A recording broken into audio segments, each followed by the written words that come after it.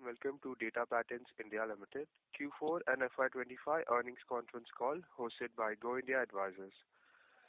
As a reminder, all participant lines will be in the listen-only mode, and there will be an opportunity for you to ask questions after the presentation concludes. Should you need assistance during this conference call, please signal an operator by pressing star, then 0 on your touchtone phone. Please note that this conference is being recorded. I now hand the conference over to Ms. Monali Jain from Go India Advisors. Thank you, and over to you. Yeah, thanks, Dave. Good morning, everyone, and welcome to Data Patterns India Limited earnings call to discuss the Q4 and FY25 earnings.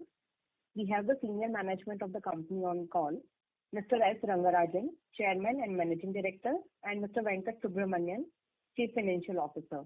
We must remind you that the discussion on today's call may include certain forward-looking statements and must be therefore viewed in conjunction with the risks that company faces.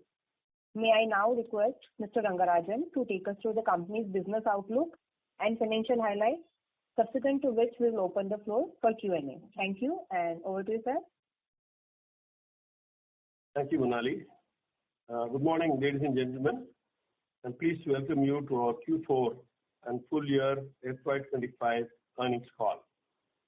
I trust you had the chance to go through our earnings presentation, which is available on the stock exchanges as well as our company website. Before Venkat takes you through the financial performance in detail, I'd like to begin by sharing some key highlights and strategic updates for the quarter. First of all, I'd like to begin by congratulating the Government of India and our armed forces for their resolute and successful handling of the recent India-Pakistan conflict. This decisive response has once again demonstrated the strength, preparedness, and technological superiority of India's defense capabilities. The successful deployment of the BrahMos missile, which played a pivotal role in the mission, stands as a testament to India's indigenous defense innovation. We at Data Patterns are proud to have made a small yet meaningful contribution to the BrahMos program, and it is a moment of great pride for us to support the nation's strategic defense initiatives. It gives me great pleasure to share that Data Patterns has delivered a strong financial performance in Q4 and for the full year. We've achieved a remarkable 36% year-on-year growth for the full financial year. Our Q4 results were particularly encouraging, with revenue doubling compared to the same quarter last year. We are proud to have achieved our guided revenue and profitability targets for the year, reflecting our execution and operational discipline. While gross margins saw some pressure due to low-margin strategic contract delivered in the Q4, this is largely offset by a few higher-margin projects, allowing us to maintain healthy financial performance. Gross margin for full year was 61% and PAT margin was 31%. PAT grew by 22% in line with our guidance. We remain focused on driving sustainable bottom-line growth and are confident in our ability to maintain both revenue and PAT momentum in the future. During the quarter, fresh order intake was lower than anticipated, largely influenced by external factors beyond the company's control. As a result, our overall order book for the year has been modest. We continue to maintain a healthy pipeline and remain confident that these delays are temporary and will translate into stronger inflows in the upcoming quarters. The company has made strong strides by initiating the development of future-ready products and gearing up for several large upcoming contracts. With these strategic efforts underway and a healthy pipeline ahead, the company remains optimistic about a strong order inflow for the full year. Data Patterns received positive feedback on the product showcase at the recent Aero India. The company's commitment to R&D has driven several new innovations, positioning us to seize larger opportunities this year and beyond. The Defense Ministry focused on doubling orders and ensuring a steady supply chain over the next 4-5 years. Data Patterns is well placed to benefit from the growing defense sector in India. We have advanced in the value chain by developing integrated systems with reusable building blocks, leveraging our core strengths. This has enabled us to expand into key global markets like Europe and East Asia. Moving forward, we're shifting our focus to complete systems to grow our addressable market. Our goal is to become a leading system supplier, serving both India and other countries. With the required manufacturing and testing infrastructure, skilled workforce, and enhanced delivery capabilities, we are well equipped to meet international market demands. During the full year, we achieved some large orders for radar, EW orders from MOD, PSUs, etc. We also developed and delivered transportable precision approach radars. This is expected to open few more opportunities in the near future. As of March 31, our order book stands at 730 crores, and as on date, order book is at 860 crores, including negotiated contracts. Our inter-hand order book stands at rupees 107 crores as on 31 March. We remain optimistic about delivering strong growth and are firmly on track. We anticipate a good ramp-up in order inflow in FY26 and remain confident in achieving 25 to 30% or 20 to 25% revenue growth for FY26 while maintaining strong EBITDA margins at 35 to 40%. We are happy to inform you that our board has recommended a dividend of rupees 7.9 per equity share of rupees 2 each, which is subject to approval of the shareholders. With that, I will now hand over the floor to Venkat for his remarks. Thank you, sir. Good morning, ladies and gentlemen. We are pleased to share the highlights of our financial performance for Q4 and full year FY25. Let's take a closer look at the financial results. In Q4 and FY25, we are pleased to report a strong quarter and a solid close to FY25, marked by significant growth both in top and bottom lines. Revenue for Q4 FY25 stood at 396.2 crore, up 117% year-on-year and 239% quarter-on-quarter. Development contracts contributed to 57%, while production contracts and service contracts contributed to 42% and 1% of the Q4 revenues respectively. Radar and AT segments were Q revenue drivers, contributing to 60% and 20% respectively. Our order book remains strong at 730 crore as of 31st March 2025. With orders negotiated and yet to be received, the order book as on date stands at 860 crore. Gross margin for Q4 dipped slightly to 49% due to delivery of a low margin contract strategically taken by us. However, for the full year, the gross margin stands at 61%. EBITDA for Q4 was 150 crore, up by 61% year-on-year and 177% quarter-on-quarter, with margins in line with the guidance at 38%. PAT came in at 114 crore in Q4, growing at 61% year-on-year and 155% quarter-on-quarter, with a strong PAT margin of 29%. For the full year 2025, revenue reached 780 crore, up 36% year-on-year, with 53% from production and 43% from development contracts. Gross margin for the year was 61%. EBITDA stood at 275 crore, up 24% year-on-year, with a gross margin of 39%. PAT for 2025 was 222 crore, up 22% year-on-year, with a strong PAT margin of 31%. We remain a debt-free company in FY25 also. As of 31st March 2025, we maintain a robust liquidity position with over 453 crore in cash and cash equivalents. As mentioned earlier, we remain firmly on track to meet our stated guidance of 20 to 25% revenue growth. With that, I now open the floor for questions. Thank you. Thank you. We will now begin the question and answer session. Anyone who wishes to ask a question may press star and 1 on their touchtone telephone. If you wish to withdraw yourself from the question queue, you may press star and 2. Participants are requested to use handset while asking a question. Ladies and gentlemen, we will wait for a moment while the question queue assembles.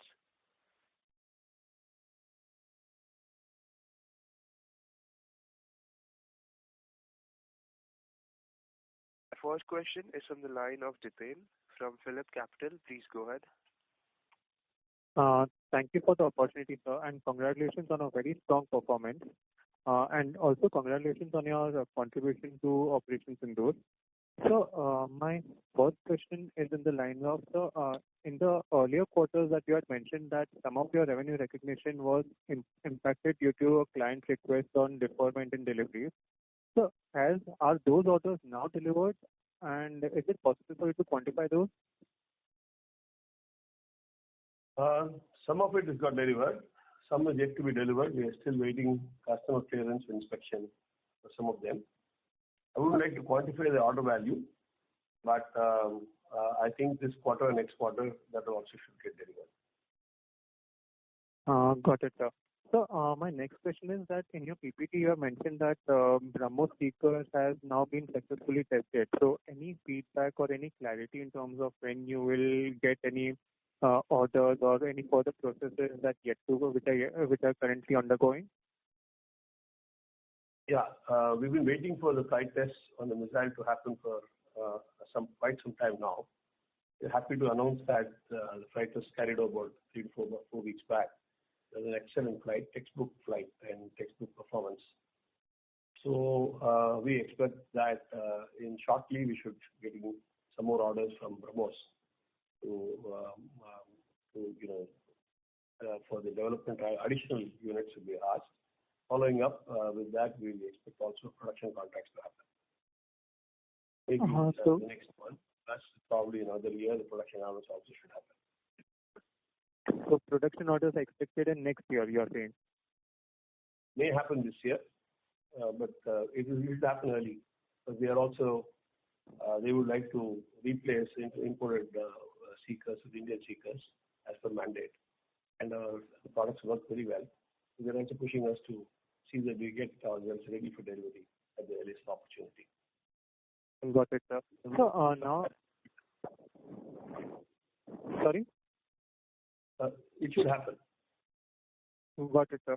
So can you help us with what are the systems that you are supplying for BrahMos? Today we do all the launchers for them, ground-based, mobile-based launchers for all three services, Navy, Air Force, and Army.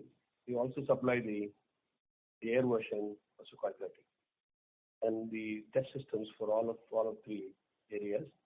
As now the seeker is also tested. Hopefully we'll get some contracts to deliver those also. Got it. So your performance in FY25 has been robust in terms of your export orders and export revenue as well. So right now we stand at close to around 100 crores in export orders. Any export orders which are there in the advanced stages in pipeline? We are discussing with to some requirements. We quoted for some. We are awaiting results from the quotations. And also we appointed some representatives for ours for these products of ours.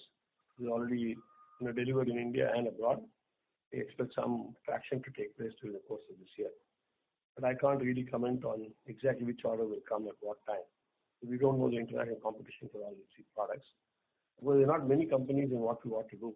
So we expect some contracts to happen. Got it, sir. So that was thank you. Nitin, sir, I would request you to come back in the Yeah, I'm done. for the question. Thank you. Thank you. Participants, I would request you to limit your questions to 2 per participant. The next question is from the line of Atul Tiwari from JP Morgan. Please go ahead. Yes, sir. Thanks a lot. And congratulations on very strong set of numbers. So I have 2 questions on future order intake prospects. So the first is slightly longer term. I mean, if you could shed some color and light on, what is the opportunity size that you are trying to address, through all the R&D and the development efforts that you are making, say, over the next 4 or 5 years. I mean, there is a value of orders that you could be bidding for based on your capabilities and R&D programs that you are undertaking. So that is a slightly longer term question. And for FY26, what will be the size of order intake or what is the prospects that you are bidding for? The products are developed. Basically, we've taken advanced development of various products and radars and EW and communication systems as well as systems. These are all. The intent is to see that we scale the opportunities in India and our own top line. We expect that the size of opportunities at a time for all this probably vary between 20,000 to 30,000 crores. So this is why we put money into the market. These products are an advanced stage of development and competition. Regarding FY26, some of the orders have got delayed, what we are supposed to get in FY25, but we expect those contracts to happen. And maybe it's somewhere between 1,000 to 2,000 crores is what we expect during the course of this year to get orders. And based on the planning of those orders, we already started some work in development and infrastructure creation, as well as component ordering, expecting these contracts to happen. And for this 20 to 30,000 crore rupees TAM, it will be over what period of time broadly? I can't comment on that, but it should all be in anywhere between 3 to 5 years, or 6 years, depending on production requirements from our Air Force and Navy, whatever their requirements are. Back to back, it will also reflect on our delivery model. So it will be around 5 years, 6 years, is what I'm thinking. We have to wait and watch really what happens, how long the flight tests take. All these things are not in our control, but we're gearing up to all of those things. Great, sir. Thanks a lot, and best of luck for future. Thank you. The next question is from the line of Renu Bhed from IIFL Capital. Please go ahead. Yeah, hi, good morning, sir, and congratulations for the strong performance. My first question is on the order flow side. If you see, last year we were indicating probably inflows in 26 could be in 20 to 30 billion rupee range, including probable success for some developmental projects. The question here is because of the current situation where we have seen a big sharp jump in emergency procurement in the near term, do you see that decision making or finalization of these developmental orders under Make-II program could get potentially pushed back by 6 to 12 months, or you think we may see some initial success coming this year? That's the first question. Development contracts are made to go through its own cycle because the product has to be developed, evaluated, and based on which the RFPs will be issued based on field trial. So it is going to be very difficult to speed up such programs. But what we are getting interesting into the requirements is that some of the products were delivered earlier. Repeat requirements are coming up for fast delivery requirements. So these things have started coming in. I hope they get converted into contracts early. But yes, we find there is a urgency in repeating some of the products which already were delivered. So that also is there. Yes, definitely there is some movement, but how this will all pan out, what kind of contracts we have to go and get. We have some idea, but we don't want to comment on it at the present moment until it really happens. Got it. So of the 10 to 20 billion inflow range which you are suggesting for 26, what percentage in your view could be driven by these emergency procurements which are like 2 to 3 billion rupee in ticket size, and which could be meaningful for us both in near-term order inflows as well as execution? Some of the products already we delivered. Repeat requirements are coming up. They could be around 100 crores. We don't know. Again, this is very, very subjective because we need to get the inquiries and then we need to quote. But there are second area is we are also gearing ourselves for some emergency procurement MOD tenders, where in the last 2 to 3 years' time we have developed product categories which meets those requirements of the end users. We are putting the demonstration systems up so that we go through the FET, the evaluation trials properly. If these were to be successful, we expect some more, a few hundred crores also to happen. But that is going to be dependent on competition and the success of the trials on which we have built the products for. So these are areas. The third area is whatever we have delivered earlier, and back to contracts have happened to some of the PSUs. Back to back, we expect order inflow to take place on our delivery. So that also is under discussion. It should also happen in the next 3 to 6 months' time. So we're gearing ourselves to produce against those contracts so that some of the development, some of the inquiries that come this year, we will probably be able to deliver this year itself to meet our top and bottom line requirements for this year's guidance. Right. So can one infer that this could be almost between 5 to 6 billion rupees for us in order size for the short cycle delivery projects from all these three areas? No. What is this? 5 to 6 billion? I don't understand. What did you say? Rupees, INR. I don't talk in dollar terms. 500 to 600 crore range coming from all the three categories that you highlighted recently. It should be more than that. It should be above 1,000 crores. Got it. That is pretty encouraging. And second, within the longer term projects, if you can share some updates in terms of how is the progress in the Make-to project, the R&D team ramp up, and any notable new products where you think we could be in advanced stage for approvals and that can open up next leg of revenue stream for us.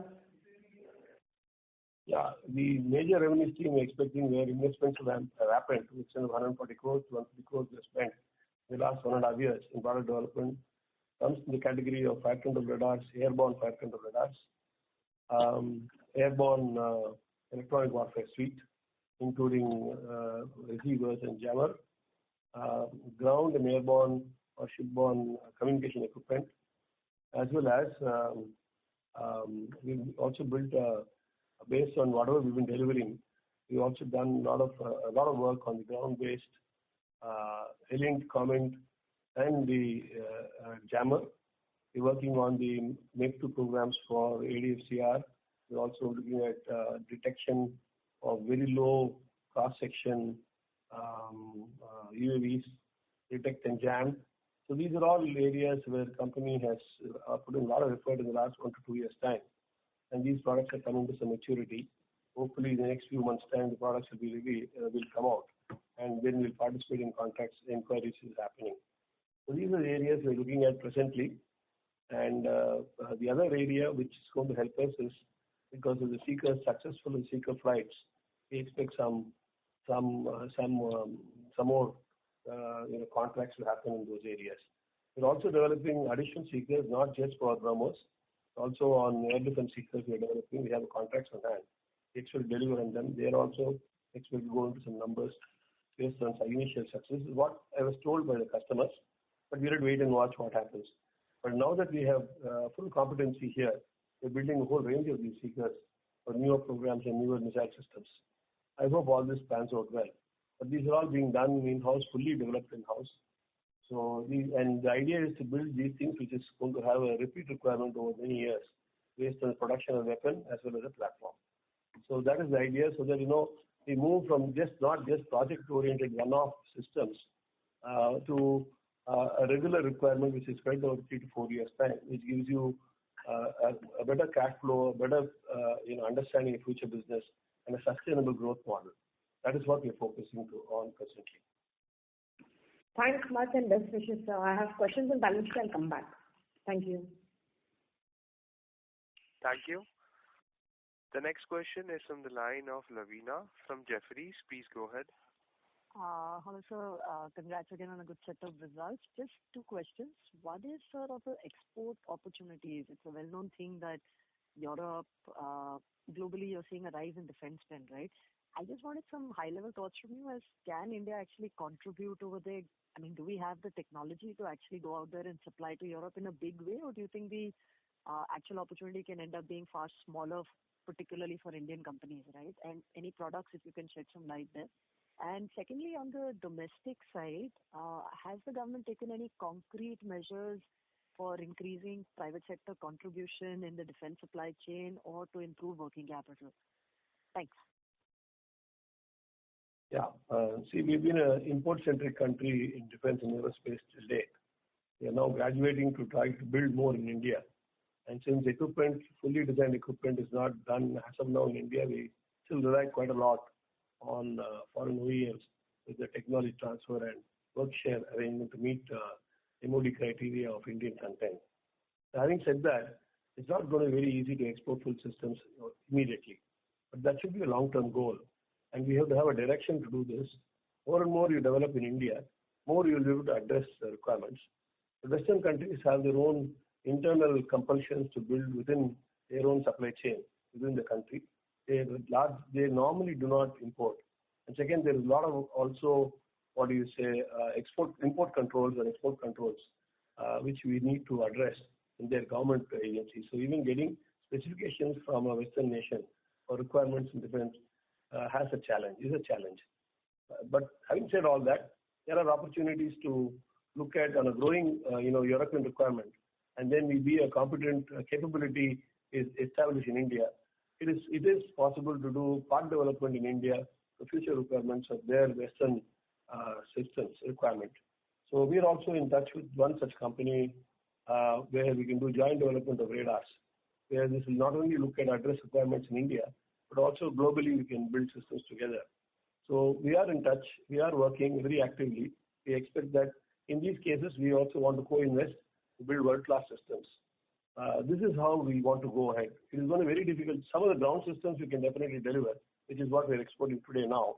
But on the real defense equipment, which is going airborne, it has its own challenges to build full systems and then ship it to them.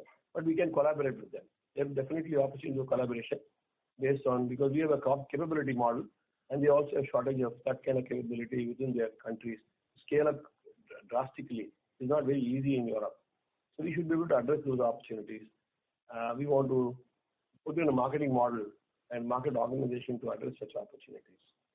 And coming to the second question on India, yes, definitely there is support for Indian equipment, Indian IP. And it is up to us in India, the private sector, to stand up, be counted, build the systems, because very difficult when a user has a very little confidence, because it's always imported. They've always been talking about, you would have read the papers that we need technology from foreigners.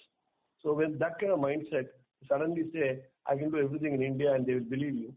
As a user, it becomes very difficult when you put yourself in their shoes. It's going to be very difficult to say, suddenly you can do all this. Why were you not doing it so many years?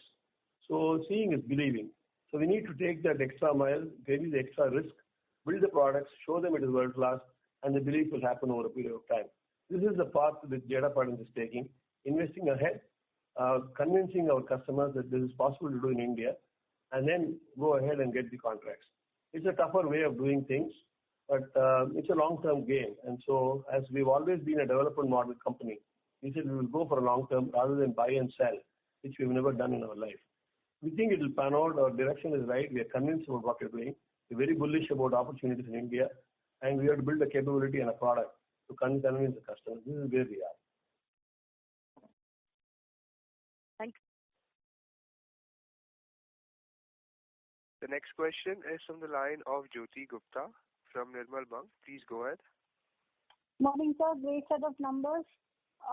My first question is the net working capital days is still quite high in FY24 from 421. Looks like they're going to 468. What kind of net working capital days should be seen going forward? And please stop us now. So, and the other thing is, in terms of revenue, when you say 1,000 FY26, just from the repeat orders, looks like you're anyways crossing your current actual revenue growth of 36 going to 41%. So that looks quite robust. And the last question is, why did we in this year, FY25, did some low margin, contracts? Any particular reason for that? Okay, first question on net working capital. We are still, one is we did about more than 50% in the last quarter. So that also comes as net working capital looks at the ratio looks higher. But more importantly, this business we've done a lot of development-centric contracts, and integration test, field test, site test, all of them take time. So that is the reason why the working capital is stretched for these contracts. I think given another 2 to 3 years time, and the development is lesser and the production is more, then the turnaround time will be faster, cash realization will be faster, working capital days will come down. So this is a transitory state. We need to give the time frame to see that this pans out, and we're able to get. We're trying to scale the revenue as well as the bottom line, and we're trying to do this very, very fast. When you do this, we need our products to address market, and they have to go through development cycle. So that is the reason why we are where we are. But I think this is going to come down in the next 2 to 3 years' time. Having said that, we are still a zero debt company. So we are able to manage that, and I think we'll continue to manage this in the coming years to happen. Regarding revenue growth, you were saying that I didn't understand the question correctly. Because you are saying some You said that you would have something like 1,000 crores just from the repeat orders because of the emergency procurement. If that is to the extent of 1,000 crores, No. I did not say that. Yeah. No, I didn't say emergency procurement is going to contribute to 1,000 crores. It's clear probably for 100 crores. I don't know exactly because the inquiry has started coming in and let us see how it closes. I said repeat orders from what you've done earlier, which back-to-back orders should start getting, should be about more than 1,000 crores is what we are saying. That is not revenue, but the order book. And we expect that anywhere between 1,000 and 2,000 crores order book in the course of this financial year, they should get is what I said. Okay. And the third point, we talked about a lower margin. See, what happens is, till now, we have been building products for DRDO and subsequent to delivery model. We do a lot of IP generation. We don't recover development costs in those contracts.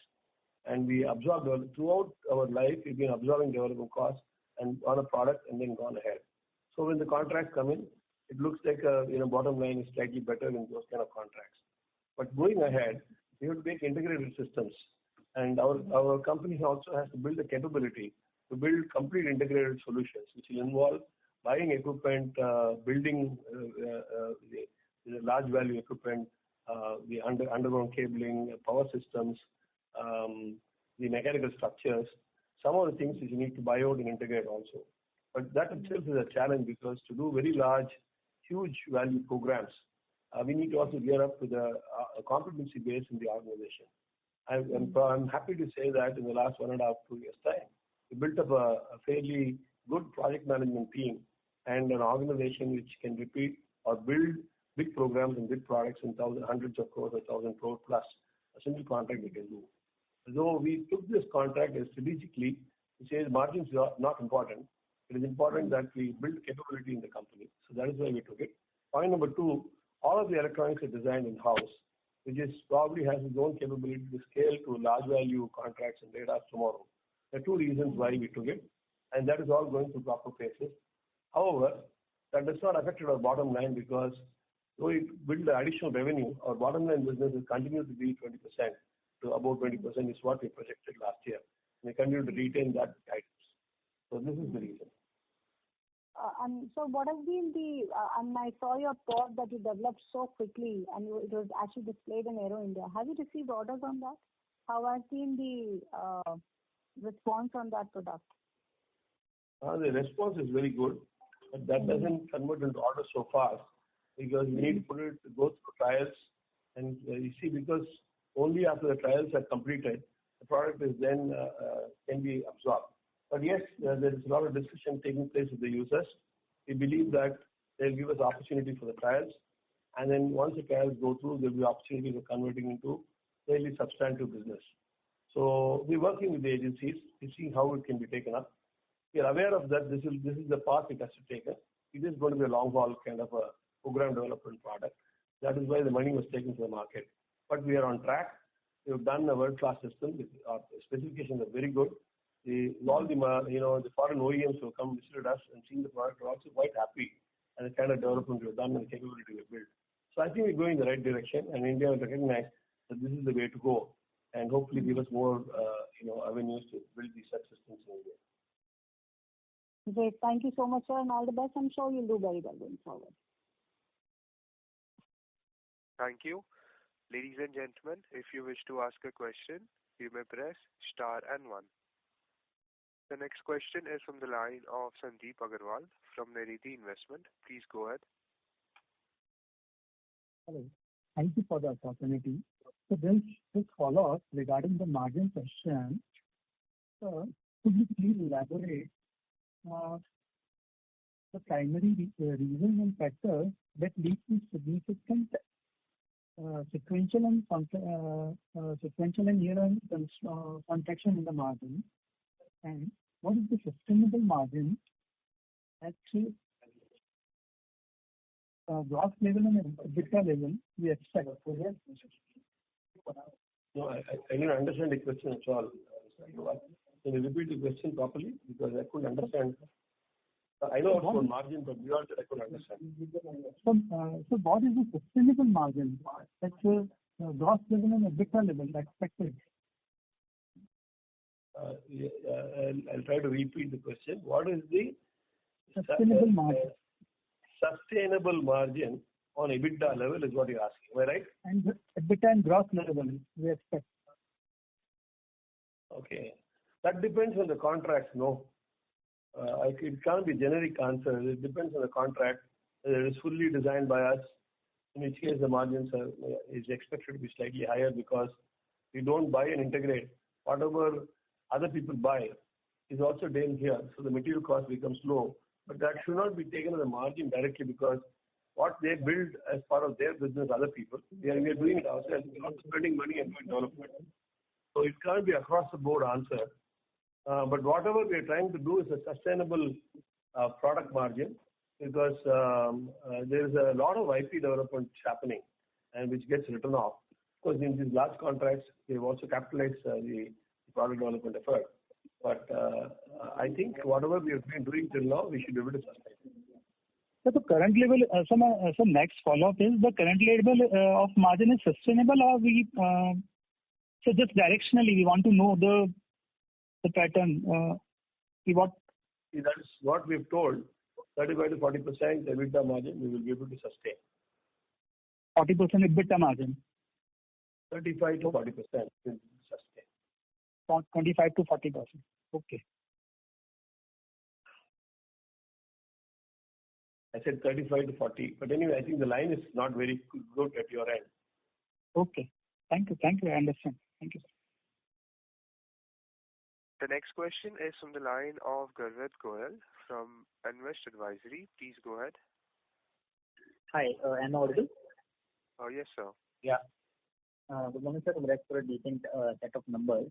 My first question is on our order pipeline only. Like since the last 1 year, we are talking about the order inflow pipeline of 2,000 to 3,000 CR, and our rising period is around 18 to 24 months.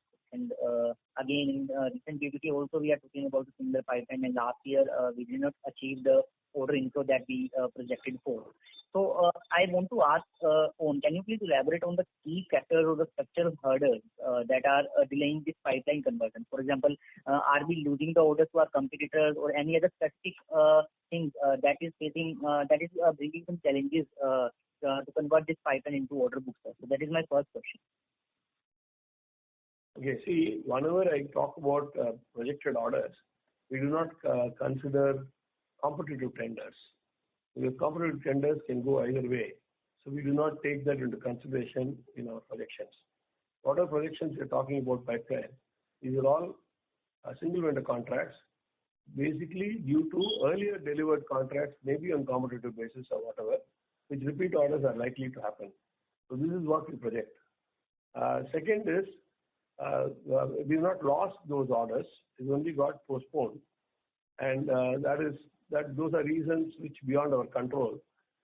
Some of the programs have got shifted and the contract is supposed to happen. Some orders which our customer is supposed to get from MOD has got postponed. Some of the orders have happened now. So back to back the orders should start happening to us in the next few months' time. And we hear that the projects which just not got cleared is getting cleared now is what our customers are saying. So I expect that during the course of this year, those contracts should also happen. So that is the second one.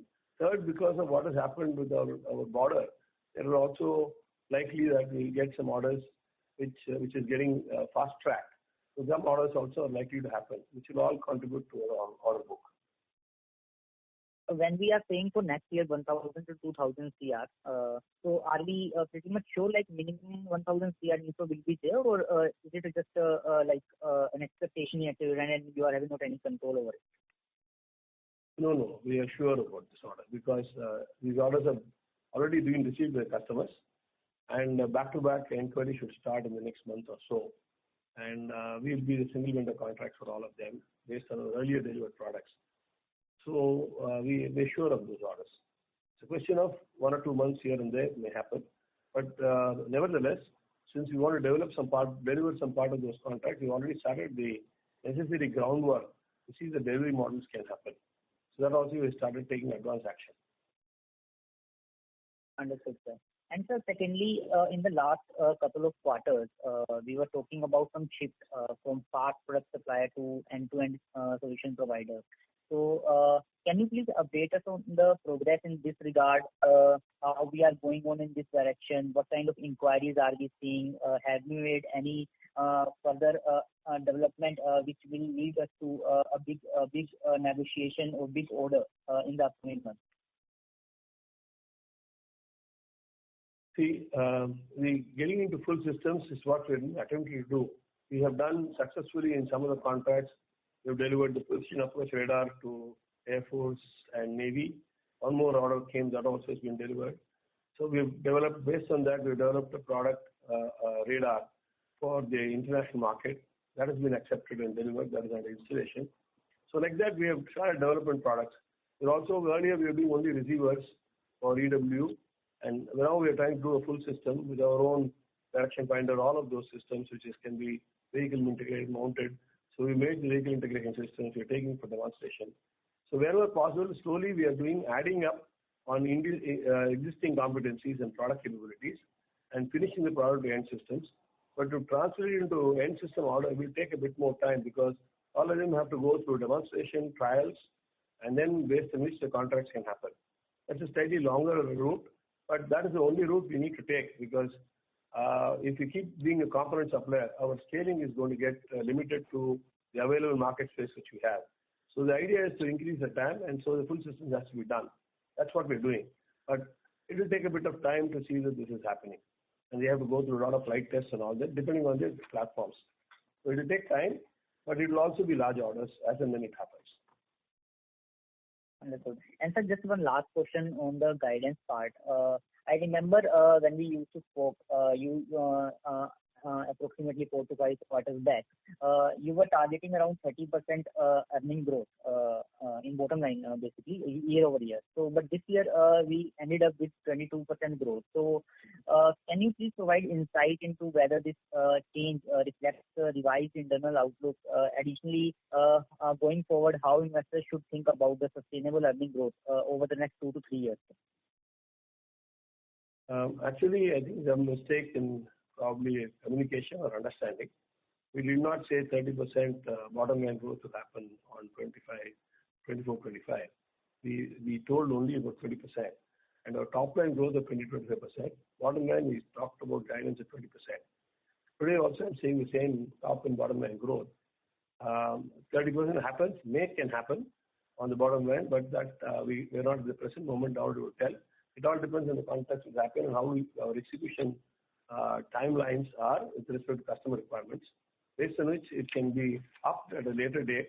But today we are looking at a 20-25% top line growth and a 20% bottom line growth is what we're looking at.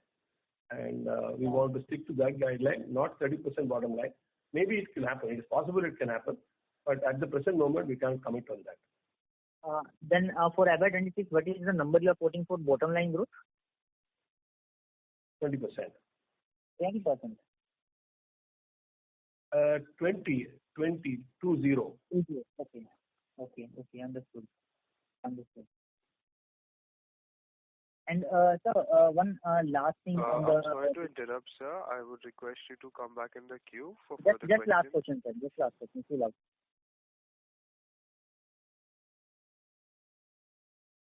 The next question is from the line of Yash Podar from Vinash Ventures. Please go ahead. Yeah, hi, I'm audible. Yes, sir, you are. So, firstly, hello, sir. Congratulations on the set of the numbers.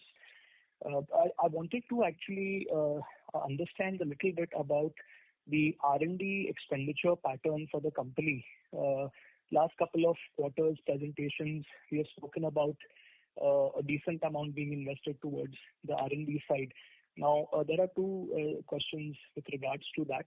The first one would be going forward, and as we speak today, presently, the R&D spends would be, how would we attribute this R&D spends from a revenue standpoint? Are we able to attribute the R&D spend to any specific, say, customer base or the revenue segment, and be able to pinpoint, where we are deriving maximum benefit from the R&D expenditure currently? Okay. See, traditionally, whatever product development we are taking, we used to write it down as revenue expenses. So this is all part of a requirement which is posted against an inquiry or the inquiry pending to happen. So with the market information, we start development ahead. So we are ahead of the curve and we have a delivery model which is faster. What otherwise would have been imported, we said we'll develop it. So that is how we've been doing it all along. Today we are trying to get into the full system business. So the development expenses are going to be far, far higher. And all of them have to go through what is called as flight trials and trials on the field, which is going to be a longer term duration. And also, in anything you go to the fighter aircraft, qualification, certification also takes a long time. So these are not products which you develop, which you will get contracts in the same year. This is going to take 2-3 years before a contract can happen, maybe 2 years, 3 years, even for flight tests or qualification, certification to happen, after which the contracts can happen. So this R&D which you're talking about is a longer term spend. That is why we sold shares and got some QAP money, which we dedicated to programs which we are developing, and that I spent more than 140 odd crores on product development in the last 1.5 years' time. So we continue to spend on those kind of large projects. These has a very large requirement in 20, 30,000, 20, 15 to 30,000 crores worth of adequate requirement is there. So we said, let us develop this and see that we scale the company substantively as we're going ahead. So that is the reason we spent it. Yes, now that some of the products have started coming near maturity, we're also seeing whether some prototypes can be sold this year itself. So we are attempting to do so that the conversion of R&D to actual reality revenue can happen. We are on the path of doing this, but I can't comment on it at the present moment because this is in my head and the company is doing what is necessary. We need to go ahead and do this. Okay, understood. And my other question was with regards to the TAM that you have mentioned previously, and I think one of the questions you had answered previously that we are trying to expand the TAM of the company. So if I were to look at and allude to some of the things mentioned in the previous calls with regards to new age defense products such as UAVs and the next 10 years of how defense procurement is looking. How would we be positioned today in terms of both R&D as well as execution? And so, and would this also have a correlation with the 20% the 20% bottom line growth that you're mentioning? Or, in terms of profile, this is going to change drastically over the next couple of years? Presently, our focus area is in radars. It can be radar, airborne, ground, naval, etc. Radar itself has got too many classifications with very many types of radars. We are addressing all types of radars. As far as UAV is concerned, we're looking very small cross-section UAV to be detected a few kilometers away. We're building radars for that also to see that we can do. Second is on electronic intelligence and jamming. We're working on both airborne and ground-based systems. We've done a lot of work on all of them in the last 15 years. But now we are adding other areas of spoofing and things like that. So a number of other areas, including jamming, we're building products now. It'll be a bouquet of products which will address evolving requirements in a different war scenario which we're facing. This is the second thing which we're doing. The third thing to do, secure communication across all platforms. This also is in a fairly advanced stage of completion. We should start trials in the next few months' time. So all this is required. Fourth is integrated systems, including vehicle support system manufacturing, so that it can be not just the radar, but also as an integrated requirement to meet the complete requirement of customer. We are also doing that to see that we are addressing that. Fifth, as long as we can connect with the platform supplier or weapons system supplier, we can also look at some kind of seekers to do this. We have a lot of ideas, and it all comes from a common pool of development. It's just not just ideas, but we need to build capability to produce this. Today we have nearly 1,600 people working Data Patterns. Nearly 1,100 engineers are working here. We're rapidly enhancing our engineering capabilities and design capabilities. And that is another thing which we're putting up. We're also spending about 150 crores in the next 1 to 2 years' time to create infrastructure to production, test and validate systems which we expect the contracts to happen in 2 to 3 years having. So we need to be ready to deliver. So that also is happening because infrastructure takes a long time. Right. We're doing that. Right. So all-round development effort is being done. Right. This 150 CR is a forward guidance for the R&D expenditure, sir, or is it for capital expenditure? Capital expenditure. R&D expenditure, already we have budgets, and we already spent about 140 odd crores in the last 150 crores. 107, I don't know, some number we have spent. We have in our kitty some more, these are approved programs we've taken up in-house, and additional expenditure will also happen. And moving with the scenario, what's happening, we see, you can also, as long as the competencies exist, we'll continue to build products very aggressively, is what we're doing.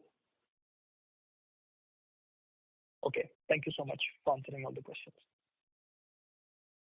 Thank you. Participants are requested to limit their questions to one per participant, as there are several people waiting for their turn. The next question is from the line of Dhavan Shah from Alpha Accurate Advisors. Please go ahead. Yeah, thanks for the opportunity, sir. So my question is on the BrahMos side.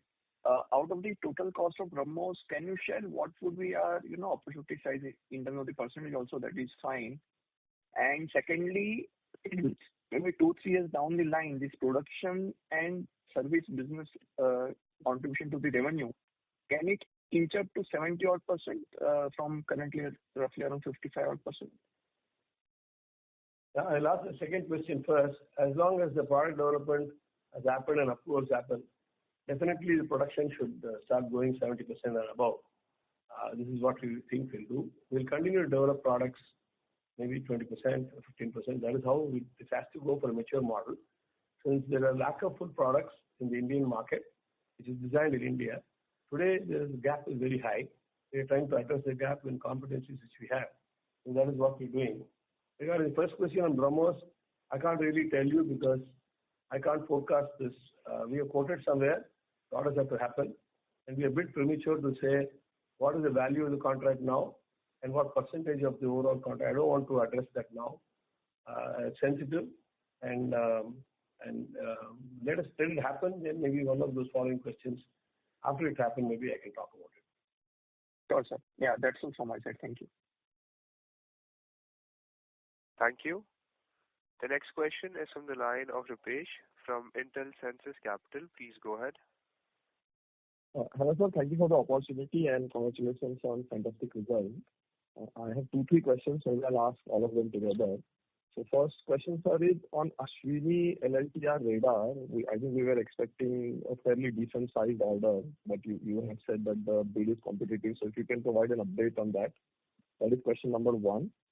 Question number 2 is on Sukhoi 30 upgrades. I mean, if you can give some, color on which products are we involved in. Are we involved in, ASA radar, DRM, DTM, radar warning receivers, or jammer? Some idea if you can give so that we can estimate the contribution per plane.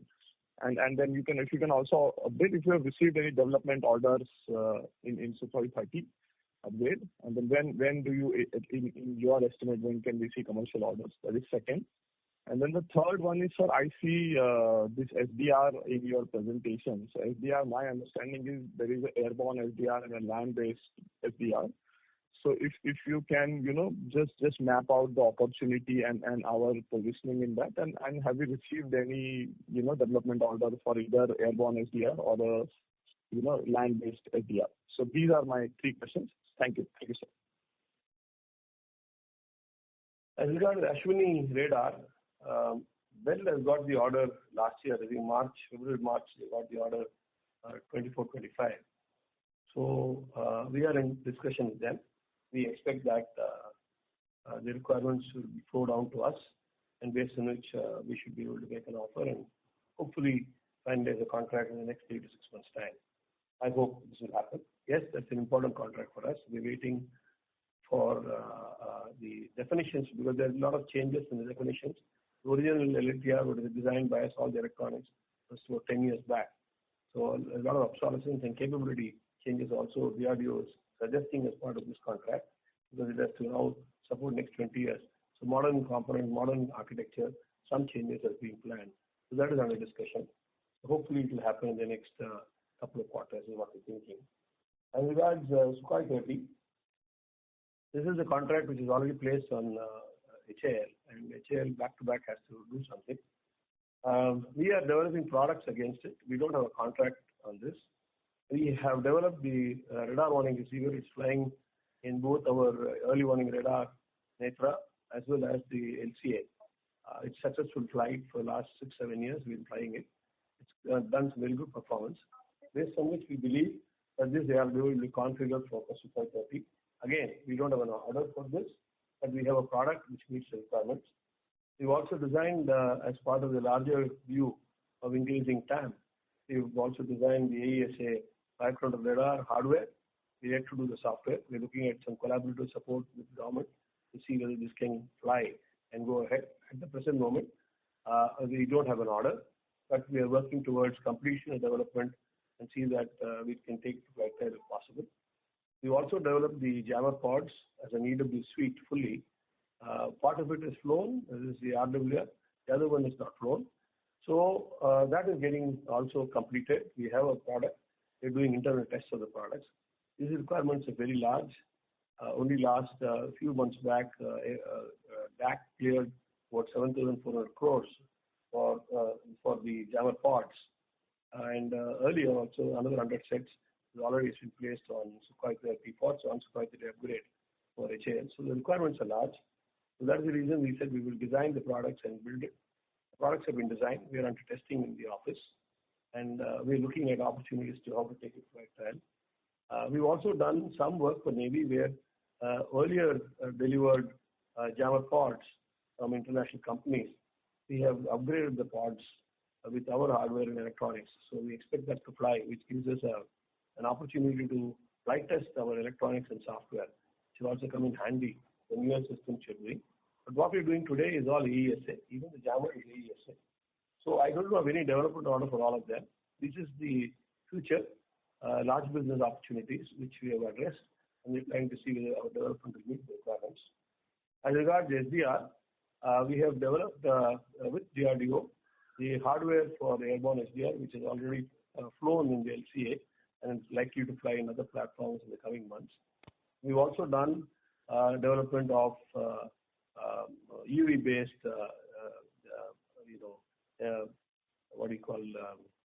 UV-based systems, as well as ground-based man-pack-oriented network man-pack systems. We've been starting development in the last 1.5 years, and it has come to very, very, very high level of maturity, which can be encrypted data with frequency hopping, and also supports the encryption of Government of India encryption. It is in line with what India is importing and form-fit function capabilities, but completely designed in India. We've also done all the waveforms which is necessary for it. We expect that that should be presented to the users in the next couple of months, and hopefully we will start some testing and field testing to take place. These are all necessary because when you build an integrated system, data links, this, that, all of them, which is electronics, I think we need to have a competency model to build products so that it will be a showcase, it will be a bouquet of programs of products, an integrated solution we can give. So that is the idea with which product development is happening here. We don't have additional contracts for all of them, but the extra contracts will happen when the products mature because specifications are world class. This is what we're doing. Thank you. Thank you for answering my questions. I have more, but I'll come back in the queue. Thank you. The next question is from the line of Abhi from Vice Capital. Please go ahead. Hello. So, hello, am I audible? Oh, yes, sir. Hello. Thank you for the opportunity. So, in the last conference call, you mentioned that 2 large space radar contracts account for approximately 50-60% of your inventory. Could you please clarify that whether any orders related to these contracts were delivered during this quarter?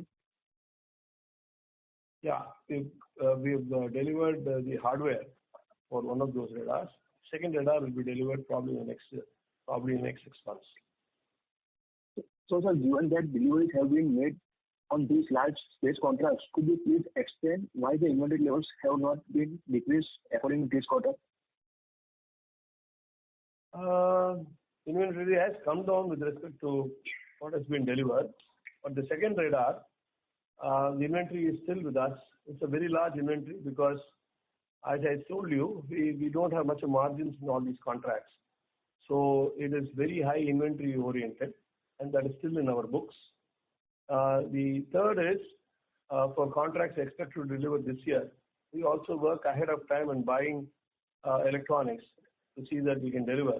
We're expecting some contract to be finalized in the next 15-20 days time, but we need to deliver it in the next 4 to 5 months time. We won't be able to start, buying material post-contract to deliver on the requirements. The requirements are urgent. The order is going to be a single tender. So we've already started manufacturing against those things. So what we do is slightly different. We do based on market inquiries and the surety of the marketing guys and the customer requests. We start developing and producing products ahead of the contract to see that we can deliver along expected lines. So some of the contracts, government agencies, there's a lot of delay, internet delay, but they still insist that we deliver ahead.